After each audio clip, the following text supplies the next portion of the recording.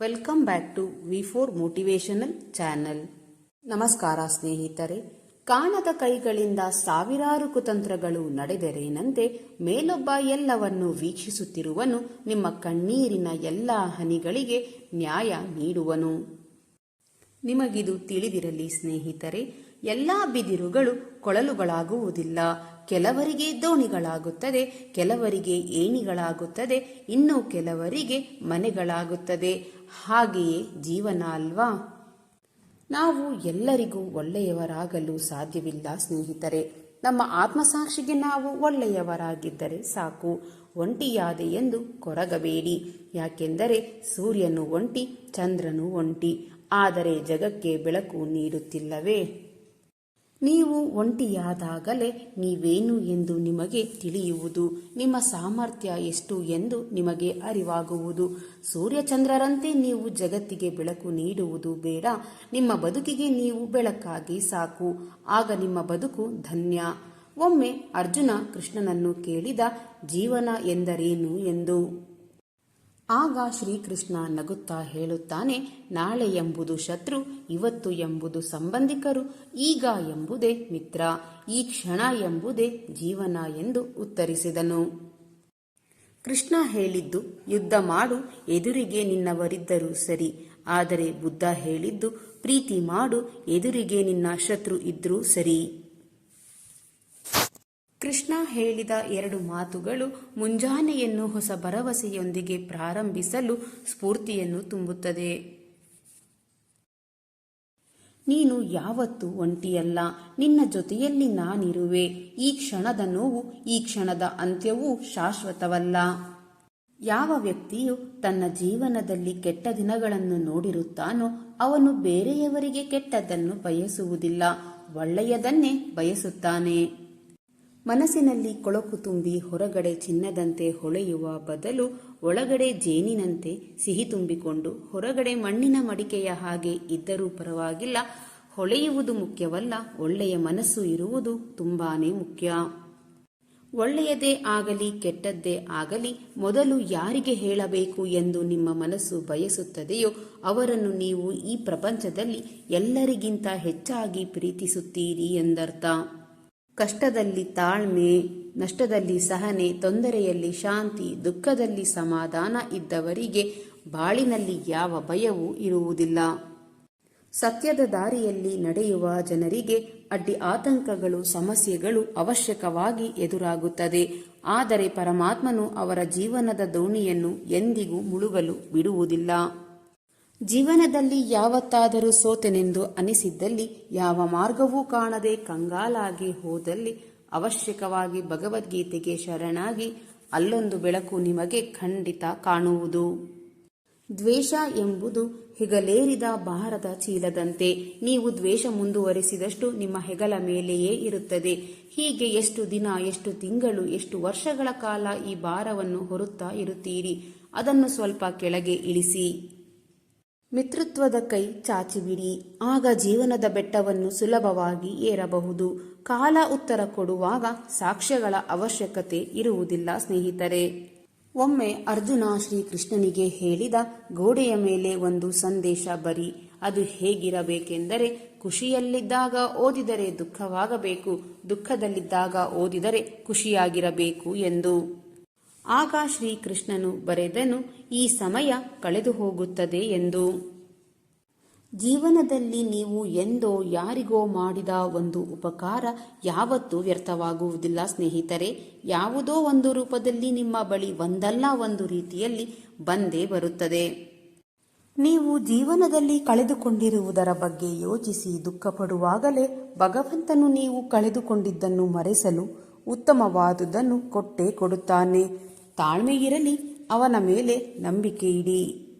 ವಾತಾವರಣ ಮಂಕಾದರೇನು, ಮನಸ್ಸು ಮಂಕಾಗದಿರಲಿ. ಕೆಟ್ಟ ಕನಸು ಬಿದ್ದರೆ ಏನು, ಆಲೋಚನೆಗಳು ಶುಚಿಯಾಗಿರಲಿ. ವಾದ ವಿವಾದ ಏನೇ ಇರಲಿ, ನುಡಿ ನೇರವಾಗಿರಲಿ. 1000 ದುರ್ಮಾರ್ಗಗಳು ಎದುರಾಗಲಿ, ಒಳ್ಳೆಯ ವ್ಯಕ್ತಿತ್ವ ನಿಮ್ಮದಾಗಿರಲಿ ಸ್ನೇಹಿತರೆ. ಬದಲಾವಣೆ ಅನಿವಾರ್ಯ ಎನ್ನುವಷ್ಟು ದೊಡ್ಡ ಪೆಟ್ಟು ಬಿದ್ದಾಗ ಮಾತ್ರ ಮನುಷ್ಯ ಬದಲಾಗುತ್ತಾನೆ. ಸಾಧ್ಯ ಮತ್ತು ಅಸಾಧ್ಯದ ನಡುವಿನ ಏಕೈಕ ವ್ಯತ್ಯಾಸವೆಂದರೆ ನೀವು ನಂಬಿದರೆ ಏನೂ ಸಾಧ್ಯವಿಲ್ಲ ಮತ್ತು ನೀವು ನಿರ್ಧರಿಸಿದರೆ ಯಾವುದೂ ಅಸಾಧ್ಯವಲ್ಲ. ಕೆಟ್ಟ ದಿನಗಳು ಶಾಶ್ವತವಲ್ಲ ಸ್ನೇಹಿತರೆ, ಅದನ್ನು ಸಮಾಧಾನವಾಗಿ ತೆಗೆದುಕೊಳ್ಳಿ. ಭಯಬೇಡ. ಇಲ್ಲಿ ನಾನು ಯಾರಿಗೂ ಬೇಡ ಎಂದು ಅಳಬೇಡಿ. ನೀವು ಎಲ್ಲರಿಗೂ ಬೇಕಾದ ಸಮಯ ಬಂದೇ ಬರುತ್ತದೆ. ಆವಾಗ ಎಲ್ಲರಿಗೂ ನಿಮ್ಮ ಬೆಲೆ ಗೊತ್ತಾಗುತ್ತದೆ. ಆದರೆ ನಿಮ್ಮಲ್ಲಿ ತಾಳ್ಮೆ ಇರಲಿ. ಈ ಬದುಕಿನ ಹೋರಾಟದಲ್ಲಿ ನೀವು ಯಾವಾಗ ಕುಸಿದು ಹೋಗುತ್ತೀರೋ ಆಗ ಧೈರ್ಯ ನಿಮಗೆ ಸಹಾಯ ಮಾಡುತ್ತದೆ. ಯಾವಾಗ ನಿಮ್ಮ ಸುತ್ತಮುತ್ತಲಿನವರು ಮುಖ ತಿರುಗಿಸಿ ಹೋಗುತ್ತಾರೋ ಆಗ ಪರಮಾತ್ಮ ನಿಮ್ಮ ಜೊತೆ ಇದ್ದೇ ಇರುತ್ತಾನೆ. ಈ ಪ್ರಪಂಚದಲ್ಲಿ ಒಳ್ಳೆಯದನ್ನೆಲ್ಲ ಹೇಳಿ ಆಗಿದೆ. ಉಳಿದಿರುವುದು ಆಚರಣೆ ಮಾತ್ರ. ಕೆಟ್ಟ ಘಟನೆಯು ಯಾವಾಗಲೂ ಅಂತ್ಯವನ್ನು ಅರ್ಥೈಸುವುದಿಲ್ಲ ಸ್ನೇಹಿತರೆ, ಒಳ್ಳೆಯ ದಿನಗಳ ಸೂಚನೆಯೂ ಆಗಿರುತ್ತದೆ. ಸಾಧ್ಯ ಅಥವಾ ಅಸಾಧ್ಯ, ಈ ಎರಡರ ನಡುವಿನ ವ್ಯತ್ಯಾಸವು ಒಬ್ಬ ವ್ಯಕ್ತಿಯ ದೊಡ್ಡ ಸಂಕಲ್ಪವನ್ನು ಆಧರಿಸಿರುತ್ತದೆ. ಎಷ್ಟೇ ಬುದ್ಧಿವಂತರ ಜೊತೆ ಕುಳಿತರೂ ಮನುಷ್ಯನಿಗೆ ಮೂರ್ಖನಾದ ನಂತರವೇ ಅನುಭವ ಸಿಗುವುದು. ಯಾರೋ ಇಷ್ಟಪಡಲಿ ಎಂದು ಭಗವಂತ ನಿಮ್ಮನ್ನು ಸೃಷ್ಟಿಸಿರುವುದಿಲ್ಲ. ಸ್ವತಃ ಭಗವಂತನೇ ನಿಮ್ಮನ್ನು ಇಷ್ಟಪಟ್ಟು ಸೃಷ್ಟಿಸಿರುತ್ತಾನೆ. ಒಂಟಿಯಾಗಿ ಇರುವವರು ಅಹಂಕಾರಿಗಳಲ್ಲ, ಎಲ್ಲರಿಗೂ ಅರ್ಹತೆ ಮೀರಿ ಪ್ರೀತಿ ಕೊಟ್ಟು ನೆಮ್ಮದಿ ಕಳೆದುಕೊಂಡವರು. ಜೀವನದಲ್ಲಿ ಸುಖವಿರಲಿ ದುಃಖವಿರಲಿ, ಆದರೆ ಎಂದಿಗೂ ದೇವರ ನಾಮಸ್ಮರಣೆಯನ್ನು ತಪ್ಪಿಸಬಾರದು. ಕಷ್ಟ ಬಂದಾಗ ಮಾತ್ರ ದೇವರನ್ನು ನೆನೆಯುವುದು ಅಲ್ಲ, ಸುಖವಿದ್ದಾಗಲೂ ದೇವರ ಧ್ಯಾನದಲ್ಲಿ ನಮ್ಮನ್ನು ನಾವು ತೊಡಗಿಸಿಕೊಳ್ಳಬೇಕು. ಭಗವಂತ ಮಾತ್ರ ಎಲ್ಲರನ್ನೂ ಸಂಕಷ್ಟದಿಂದ ಆಚೆಗೆ ಕೊಂಡೊಯ್ಯಬಲ್ಲ. ಬಯಸಿದ್ದು ಸಿಗದೇ ಇರಬಹುದು, ಆದರೆ ಕಷ್ಟಪಟ್ಟು ಪ್ರಯತ್ನಿಸಿದ್ದು ಖಂಡಿತವಾಗಿಯೂ ಸಿಕ್ಕೇ ಸಿಗುತ್ತದೆ. ಕೆಲವು ಸಂಬಂಧಗಳು ಬದುಕಿನಲ್ಲಿ ಕರ್ಮಫಲದಂತೆ ಕಾಡಿದರೆ, ಇನ್ನು ಕೆಲವು ಸಂಬಂಧಗಳು ಋಣಾನುಬಂಧದಂತೆ ಆಸರೆಯಾಗಿರುತ್ತದೆ. ನೀವು ನಿಮ್ಮ ಜೀವನದಲ್ಲಿ ಕಷ್ಟಗಳಿಂದ ಸ್ವಲ್ಪ ಕೆಳಗೆ ಬಿದ್ದು ನೋಡಿ, ನಿಮ್ಮನ್ನು ಮೇಲೆತ್ತಲು ಯಾರೂ ಕೂಡ ಬರುವುದಿಲ್ಲ. ನೀವು ಜೀವನದಲ್ಲಿ ಸ್ವಲ್ಪ ಮೇಲೆ ಏರಲು ಪ್ರಯತ್ನ ಮಾಡಿ. ಯಾವುದೇ ವ್ಯಕ್ತಿಗೆ ಅತಿಯಾದ ಬಾಂಧವ್ಯವು ಹಾನಿಕಾರಕ. ಯಾಕೆಂದರೆ ಬಾಂಧವ್ಯವು ನಿರೀಕ್ಷೆಗೆ ಕಾರಣವಾಗುತ್ತದೆ ಮತ್ತು ನಿರೀಕ್ಷೆಯು ಅತೃಪ್ತಿಯನ್ನು ಉಂಟುಮಾಡುತ್ತದೆ. ದುಡಿಯಬೇಕಾದದ್ದು ಶಕ್ತಿ ಇರುವವರೆಗೆ ಅಲ್ಲ ಸ್ನೇಹಿತರೆ, ಹಸಿವು ಇರುವವರೆಗೆ. ತಾಳ್ಮೆ ದೇವರು ಕೊಟ್ಟ ವರ, ಕೋಪ ದೇವರು ಕೊಟ್ಟ ಶಾಪ. ಕೆಟ್ಟ ನೆನಪುಗಳು ನಿರ್ಜೀವ ವಸ್ತುಗಳು ಇದ್ದಂತೆ ಸ್ನೇಹಿತರೆ, ಹೊತ್ತು ತಿರುಗಿದಷ್ಟು ನಮಗೆ ಭಾರ. ಅದನ್ನು ಸುಟ್ಟು ಬಿಡಬೇಕು. ನಿಷ್ಠಾವಂತರಾಗಿರಿ, ಆದರೆ ಮೂರ್ಖರಾಗಬೇಡಿ. ದೇವರ ಸ್ಮರಣೆಯಿಂದ ಎಲ್ಲ ಸಂಕಷ್ಟಗಳು ಪರಿಹಾರವಾಗುತ್ತದೆ. ಹೀಗಾಗಿ ದೇವರ ಮೇಲಿನ ಅನನ್ಯ ಭಕ್ತಿಯಿಂದ ಎಂದೂ ವಿಮುಖರಾಗಬೇಡಿ. ನಿರ್ಮಲ ಮನಸ್ಸಿನಿಂದ ದೇವರನ್ನು ಸ್ಮರಿಸಿ ಎನ್ನುವುದೇ ಶ್ರೀಕೃಷ್ಣನ ಸಂದೇಶ. ಭಗವಂತ ನಿಮ್ಮ ಪ್ರಾರ್ಥನೆಗೆ ತಕ್ಷಣ ಪ್ರತಿಫಲವನ್ನು ಕೊಟ್ಟರೆ ನಿಮ್ಮ ವಿಶ್ವಾಸವನ್ನು ಇನ್ನೂ ಗಟ್ಟಿ ಮಾಡುತ್ತಿದ್ದಾನೆ ಎಂದು ಅರ್ಥ. ನಿಮ್ಮ ಪ್ರಾರ್ಥನೆಗೆ ತಕ್ಷಣ ಪ್ರತಿಫಲ ಸಿಗದಿದ್ದರೆ ನಿಮ್ಮನ್ನು ಭಗವಂತ ಪರೀಕ್ಷಿಸುತ್ತಿದ್ದಾನೆ ಎಂದು ಅರ್ಥ. ಒಂದು ವೇಳೆ ನಿಮ್ಮ ಪ್ರಾರ್ಥನೆಗೆ ಯಾವುದೇ ಪ್ರತಿಫಲ ಸಿಗದಿದ್ದರೆ ನಿಮಗೆ ಅತ್ಯುತ್ತಮವಾದುದನ್ನು ಕಾಯ್ದಿರಿಸಿದ್ದಾನೆ ಎಂದರ್ಥ. ಇಲ್ಲಿಯ ತನಕ ಆಗಿದ್ದೆಲ್ಲ ಒಳ್ಳೆಯದಕ್ಕೆ, ಸದ್ಯಕ್ಕೆ ಆಗುತ್ತಿರುವುದೆಲ್ಲವೂ ಒಳ್ಳೆಯದಕ್ಕೆ, ಮುಂದೆ ಆಗುವುದೆಲ್ಲವೂ ಒಳ್ಳೆಯದೇ. ಆದ್ದರಿಂದ ಸ್ನೇಹಿತರೆ, ಯಾವುದೇ ಕಾರಣಕ್ಕೂ ಹೆಚ್ಚು ಚಿಂತಿಸಬೇಡಿ ಹಾಗೂ ಜಾಸ್ತಿ ಕೊರಗಬೇಡಿ. ನಿಮ್ಮ ಕೆಲಸಗಳನ್ನು ನೀವು ಸರಿಯಾಗಿ ಮಾಡಿ, ಎಲ್ಲವೂ ಒಳ್ಳೆಯದೇ ಆಗುತ್ತದೆ. ಹಿಂದೂ ಧರ್ಮದಲ್ಲಿ ಭಗವದ್ಗೀತೆಗೆ ಮಹತ್ತರವಾದ ಸ್ಥಾನವಿದೆ. ಹಿಂದೂ ಧರ್ಮದ ಪವಿತ್ರ ಗ್ರಂಥವಿದು. ಈಗಿನ ನಿಮ್ಮ ಪರಿಸ್ಥಿತಿ ಸರಿಯಾಗಿ ಇಲ್ಲ ಎಂದು ಚಿಂತಿಸಬೇಡಿ. ನಿಮ್ಮ ಒಳ್ಳೆಯತನವೇ ನಿಮ್ಮನ್ನು ಕಾಪಾಡುತ್ತದೆ. ಚಿಂತಿಸದಿರಿ. ಮೋಸದಿಂದ ಗೆದ್ದಾಗ ಖುಷಿ ಸಿಗುತ್ತದೆ, ಆದರೆ ಮಾಡಿದ ಕೆಲಸಕ್ಕೆ ಕೊನೆಗೆ ಕರ್ಮ ಸರಿಯಾದ ಪಾಠವನ್ನೇ ಕಲಿಸುತ್ತದೆ. ಯಾವುದಕ್ಕಾಗಿ ಚಿಂತೆ, ಯಾವುದಕ್ಕಾಗಿ ಭಯ, ಏನಾಗುತ್ತದೆ ಎಂದು ಯೋಚಿಸುತ್ತಾ ಕಾಲಹರಣ ಮಾಡಬೇಡಿ ಸ್ನೇಹಿತರೆ. ಮೇಲೊಬ್ಬ ಇರುವನು ನಿಮ್ಮನ್ನು ಕಾಯಲು. ನೀವು ನಿಮ್ಮ ಕೆಲಸವನ್ನು ಪೂರ್ಣ ಶ್ರದ್ಧೆಯಿಂದ ಮಾಡಿ. ಏನೇ ಆದರೂ ಅದು ನಿಮ್ಮ ಒಳಿತಿಗಾಗಿ.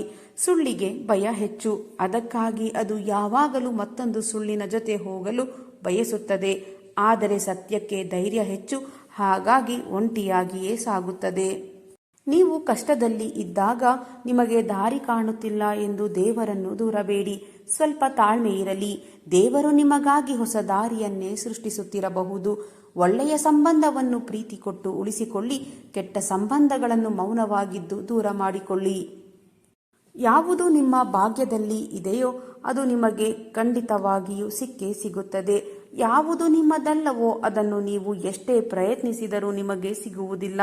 ಚಿಂತೆ ಬಿಡಿ. ಜೀವನದಲ್ಲಿ ಬಂದದ್ದನ್ನೆಲ್ಲ ಬಂದಂತೆ ಸ್ವೀಕರಿಸಿ. ಸ್ನೇಹಿತರೆ, ಇಂದಿನ ಈ ನನ್ನ ವಿಡಿಯೋ ನಿಮ್ಮ ಮನಸ್ಸಿಗೆ ಸ್ವಲ್ಪವಾದರೂ ಪ್ರೇರಣೆ ನೀಡಿದ್ದರೆ ನನ್ನ ವಿಡಿಯೋಗೆ ಒಂದು ಲೈಕ್ ಮಾಡಿ ಹಾಗೂ ನಿಮ್ಮ ಅಭಿಪ್ರಾಯವನ್ನು ಕಾಮೆಂಟ್ ಬಾಕ್ಸ್ನಲ್ಲಿ ಹಂಚಿಕೊಳ್ಳಿ.